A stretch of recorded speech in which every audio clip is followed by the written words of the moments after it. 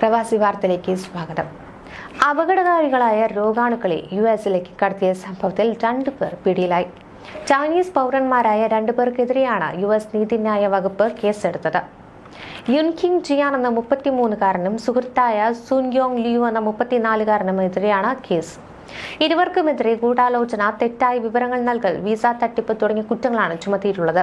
Fusarium ഗ്രാമിനീറം എന്ന fungus യുഎസിലേക്ക് കടത്തിയെന്ന പരാതിയെ തുടർന്നാണ് FBI ഇരുവരെയും അറസ്റ്റ് ചെയ്തത്.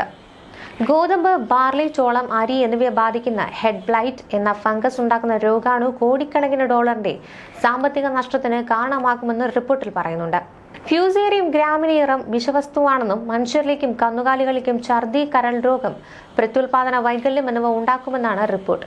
യൂണിവേഴ്സിറ്റി ഓഫ് മിഷിഗണിലെ ലബോറട്ടറിയിൽ പഠനത്തിനാവശ്യത്തിനായി ടെട്രോയിങ് മെട്രോപൊളിറ്റിക്കൽ വിമാനത്താവളത്തിലൂടെയാണ് ഫംഗസ് കടത്തിയതെന്ന് ഇവർ സമ്മതിച്ചിട്ടുണ്ട്. ഫംഗസിനെ യൂണിവേഴ്സിറ്റി ഓഫ് മിഷിഗണിലെ ലബോറട്ടറിയിൽ എത്തിക്കുകയായിരുന്നു ലക്ഷ്യം. പിടിയായ ലിയോ ഇതേ രോഗാണുവിനെ കുറിച്ചാണ് ചൈനയിലെ ഒരു സർവകലാശാലയിൽ പഠനം നടത്തുന്നത്.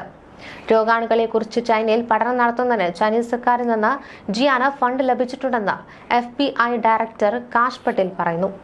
ചൈനീസ് കമ്മ്യൂണിസ്റ്റ് പാർട്ടിയുമായി ജിയാന് ബന്ധമുണ്ടെന്നും പട്ടേൽ സമൂഹമാധ്യമത്തിൽ പങ്കുവച്ച പോസ്റ്റിൽ പറയുന്നുണ്ട്. ഇരുവർക്കുമെതിരെ ഗൂഢാലോചന, തെറ്റായ വിവരങ്ങൾ നൽകൽ, വിസ തട്ടിപ്പ് എന്നീ കുറ്റകൃത്യങ്ങളാണ് ചുമത്തിയിട്ടുള്ളത്. ഗോതമ്പ്, ബാർലി, ചോളം എന്നിവയെ ബാധിക്കുന്ന ഹെഡ് ബ്ലൈറ്റ് എന്ന ഫംഗസ് ഉണ്ടാക്കുന്ന രോഗാണുവായ ഫ്യൂസേറിയം ഗ്രാമിനീറം എന്ന ഫംഗസ് ആണ് യുഎസിലേക്ക് ഇവർ കടത്താൻ ശ്രമിച്ചത്. ഇതിന്റെ വ്യാപനം തന്നെ കോടിക്കണക്കിന് ഡോളറിന്റെ സാമ്പത്തിക നഷ്ടത്തിന് കാരണമാകുമെന്നാണ് ഈ റിപ്പോർട്ടിൽ ചൂണ്ടിക്കാട്ടുന്നത്. ഇത് വിഷവസ്തുവാണെന്നും മനുഷ്യരിലും കന്നുകാലികളിലും അടക്കം ഛർദി, കരൾ രോഗം പോലുള്ള പ്രത്യുൽപാദന വൈകല്യം ഉണ്ടാക്കുമെന്നും ഈ റിപ്പോർട്ടുകളിൽ പറയുന്നുണ്ട്. യൂണിവേഴ്സിറ്റി ഓഫ് മിഷിഗണിലെ ലബോറട്ടറിയിൽ പഠനത്തിന്റെ ആവശ്യത്തിനായാണ് ഈ ഫംഗസ് കണ്ടെത്തിയതെന്നും പ്രതികൾ സമ്മതിച്ചിട്ടുണ്ട്. ഇവരിൽ പിടിയിലായ ഒരു പ്രതി ഈ രോഗാണുവിനെ കുറിച്ച് ചൈനയിലെ സർവകലാശാലയിൽ പഠനം നടത്തുകയാണ്.